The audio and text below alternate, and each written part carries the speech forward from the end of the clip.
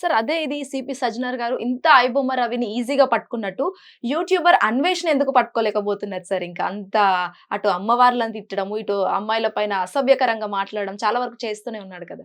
YouTuber Anvesh గతంలోనే చాలా రోజుల క్రితం వాళ్ళ భార్యకి విడాకులు ఇచ్చి సింగిల్ గా విదేశాల పర్యటన చేస్తున్నాడు. ఐబొమ్మ రవికి మొన్నటికి మొన్న వైఫ్ తోటి గొడవలు వచ్చినాయి కాబట్టి ఆమె ఇన్ఫర్మేషన్ తోటి పట్టుబడ్డాడు.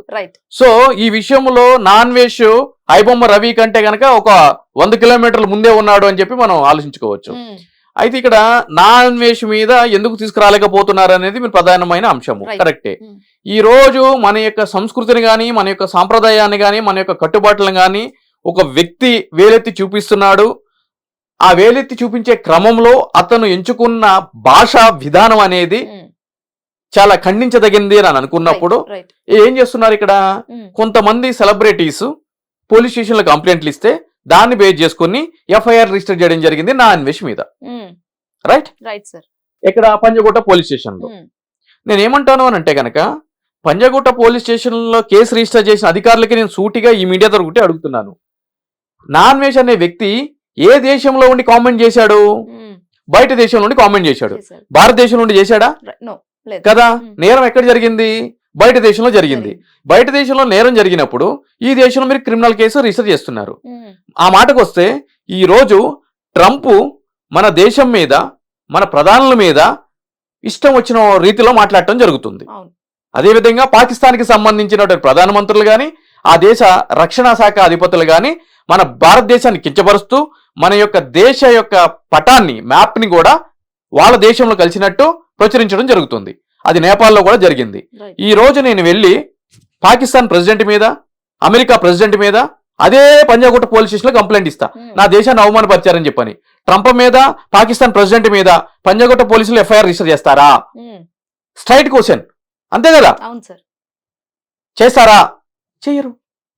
అదేవిధంగా ఇక్కడే నేరం జరిగితే, మీరున్నారు ఆడపిల్ల, ఈ రోజు మీకు ఈవ్ టీజింగ్ జరిగింది అనుకోండి, మీరు వెళ్ళి పోలీస్ స్టేషన్ లో కంప్లైంట్ ఇవ్వడానికి వెళ్ళండి. మీకు ఎటువంటి అనుభవం ఎదురైతుందో నాకు చెప్పండి వచ్చి. కేసు రిజిస్టర్ చేస్తారా?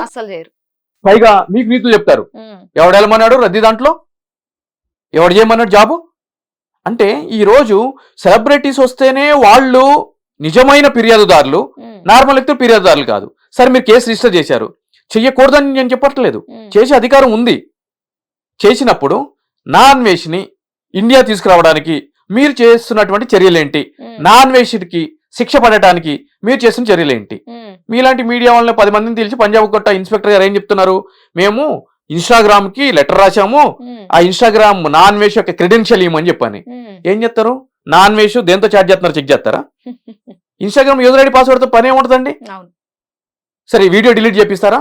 వీడియో డిలీట్ చేయడానికి మార్గాలు ఏంటి?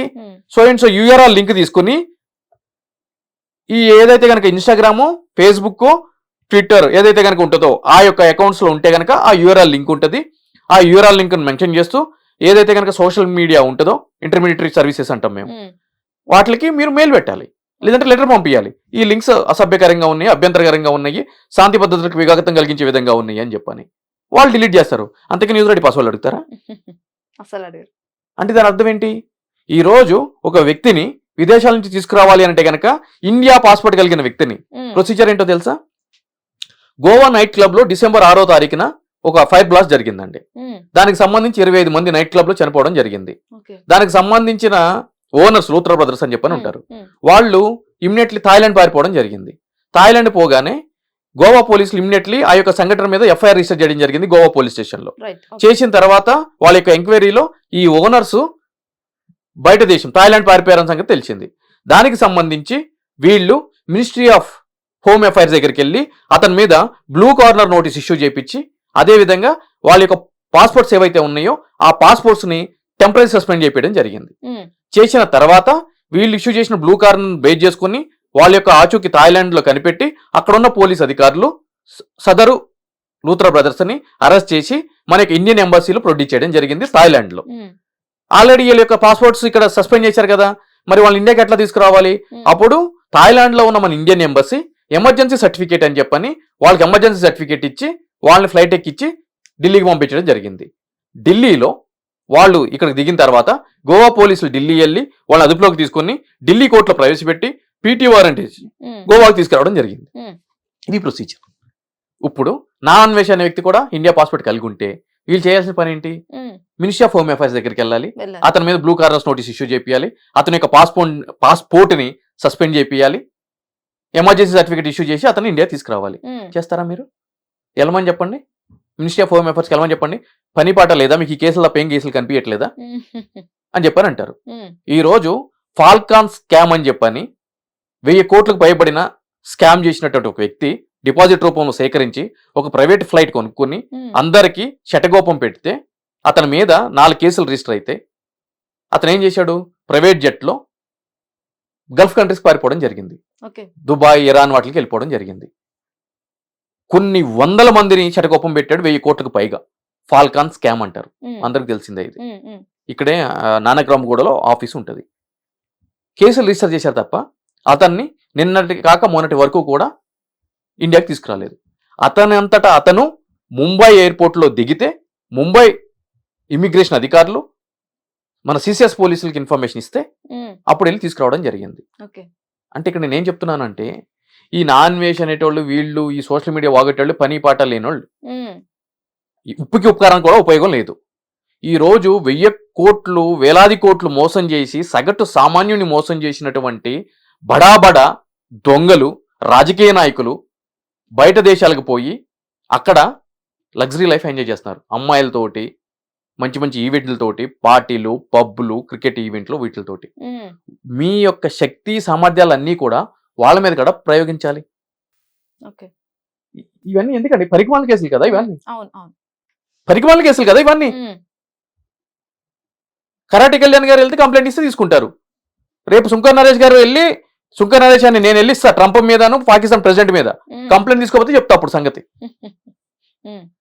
సో వీళ్ళ మీద చూపించండి. ఎంతమంది విదేశాలకు వెళ్ళి దాక్కుంటున్నారు, వాళ్ళని పట్టుకొచ్చే కార్యక్రమం ఏమైనా ఉంటే చెయ్యండి. ఈ సోషల్ మీడియా కార్యక్రమాలు కాదు. హిట్ టీవీ యాప్, ఇందులో short news, live news, entertainment shows, movies, digital magazines తో పాటు మీ జిల్లా వార్తలను కూడా ఫ్రీగా చూడొచ్చు. ఇంకెందుకు ఆలస్యం?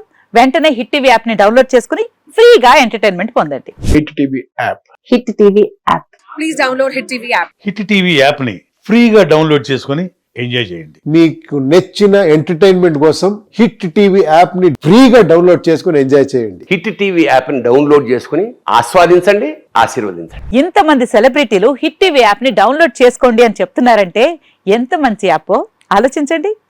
అమెరికా అమెరికాలో చదవాలనుకునే వాళ్ళకి విశ్వసనీయమైన పేరు మన శౌర్య కన్సల్టెన్సీ. UK లో 1 year masters, 2 years work permit up to 5 years visa. Contact Saurya Consultancy. Contact 89851 89851.